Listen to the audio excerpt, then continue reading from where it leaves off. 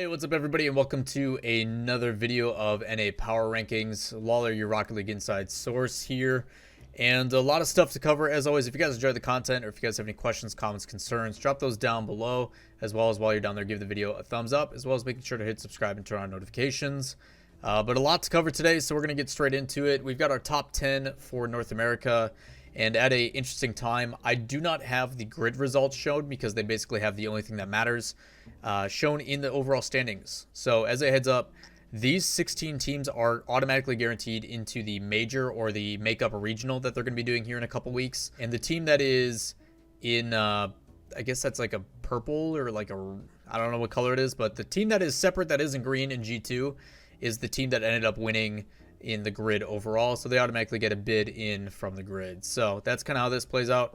Envy ended up winning yesterday, so they ended up jumping ahead. So congrats to Envy to move to #1 spot. So we're going to go 10-1 as always, and as a heads up, some of these are going to be actually paired together because it is very difficult towards the end of the season to figure out who's on top and who's not. So with that said, at number 10 and actually remaining the same is going to be version 1, but a little bit of a caveat to this. I don't think just version 1 is in 10. I think there's a couple teams that should be in this category.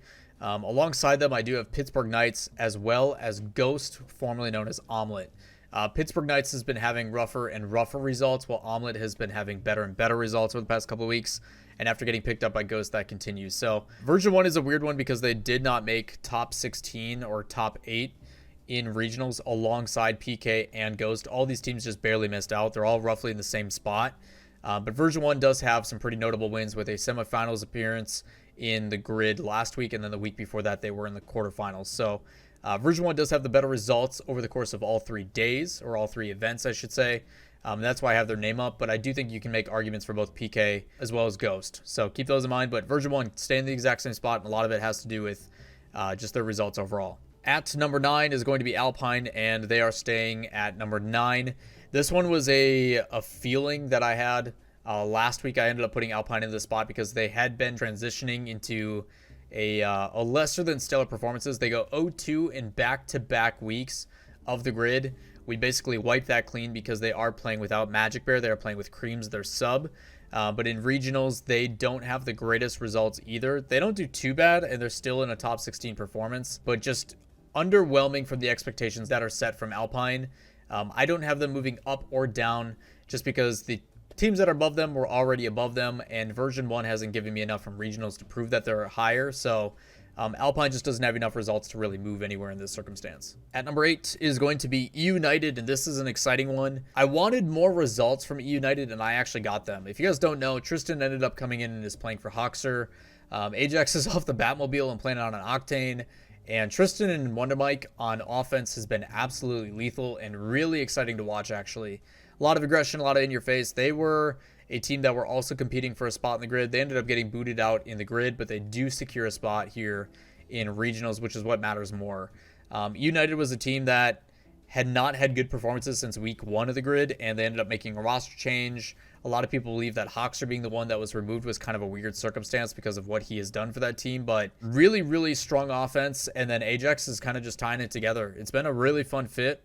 I still think there's some pieces that could possibly be better, but the results don't lie, and United's been playing pretty well. At number 7 is going to be Rogue, and they are moving up a spot.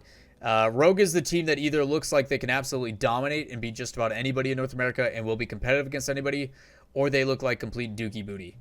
And there's no real easy way to say this about Rogue. I know Rogue fans feel this one where they get super close, they look super competitive, and then when it looks like they're going to be able to do it, they fall short. Rogue is a tough one to place for me because they are hit and miss. They have results and then they don't have results. It kind of just goes back and forth. So Rogue, again, I just need to see their consistency before I keep pumping them up. I can't put United above them because I have to see more of United first. It was already kind of weird jumping them out of top 10 into top 8, but I think if they keep trending, and this major is going to tell us a lot about these teams, but again, it's a 2-week off between these, so videos for the next week are going to be a little bit different. At number 6, I'm going to pair with number 5 as well, and you guys are going to see a trend here. 5 and 6 I have actually in about the same spot, and it's actually Space Station and Peeps that are both taking a hit down. This one has to do with performances still being good. They are still showing that they are super competitive in the region, but they are being outperformed by one team in particular, which we'll talk about next. Space Station has been kind of hit and miss. Sometimes they look great and they can really run through. But both these teams have done a good job of not playing down to their competition. If they do play a team that is in, I guess, that bubble kind of area from like the 11 to like 16 spots, they do not struggle. Any of the teams that are 16 to 32, they do not struggle. They win their matches easily and they just move on, which is a really good thing that I can't say against the teams like Version 1 or Alpine, where sometimes they do play down to their competition. Space Station Peeps, essentially I have in tied for 5th place, because it's not like either team has really done better or worse than the other. Some of the results can argue one way or another, with Peeps actually having some pretty solid performances and getting into those semifinal places in the grid. But realistically, between both these teams, I think it's a coin toss. Peeps and Gyro used to say like, hey, we're a mini SSG. I think they've evolved past that. I think they have their own identity now. Something that's really exciting about the Peeps is the way they play offense. Is once they get on offense, they do a great job of not only just sustaining that, but they just bully you. They're not afraid to go for the risky play, the bump in the demo to open up something. And it's very commendable, especially in a game where consequence is so big. So I do really enjoy watching the Peeps. I think their playstyle is part of the reason why they lost to G2. In G2's offense, they don't really allow Peeps to continue that kind of bump in your face playstyle. So in the most recent grid and in regionals, you kind of saw a taste of how that played out. Would recommend going back and watching that series to see what I'm talking about in regionals. But Peeps Space Station essentially tied for 5-6 for me right now. I'm actually going to end up doing the same thing here for 3-4, where I think 3-4 are also a very similar situation with G2 and KCP.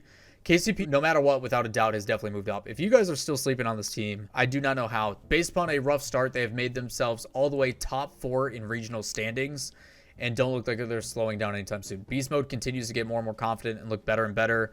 Rapid's awkwardness on rotations, I guess you can ignore because it's part of how their playstyle works. It's that controlled chaos that I've tried to bring up, where Rapid just kind of is a roamer and he does what he needs to. And then Memory. If you guys are not considering Memory as like an MVP, what he has done for this team, and he really showed the goal scoring side of him in regionals this past weekend, but Memory has done so much for this team to solidify them as a dominant force in North America, and I can consider them. It felt weird dropping G2 down that much, and that's why I didn't do it. But I do consider G2 and KCP both fighting right now for a number 3 spot in a top 3. With chances of G2 actually being below KCP, I could even consider KCP a top 3 right now based upon recent performances, without a doubt. Grand final performances in 2, still top 8 in regionals and going actually the distance. They were 1 goal away from winning. It came down to 0 seconds, game 7, and KCP almost beat Envy that looked absolutely unstoppable. So Kansas City Pioneers is a very tough team. People need to consider them. And it used to be a matter of, is this going to be a consistent result? And now it's just a matter of how strong are they going to look on the day. So credit to Kansas City Pioneers. They're making a big run.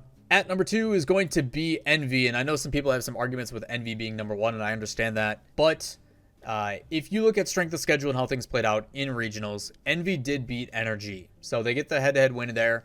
If Energy would have been playing like Energy at the best of their capabilities, like they did in the 3 weeks previously where they won everything, I would make some arguments if Energy didn't play that way for Envy to move up. But even though regionals to me is weighted heavily, Energy is right behind them, and they're also winning all the grids. And that seems to be how it is going for some of these top tier teams, where Envy is either winning the whole thing or they are losing to the inevitable winners.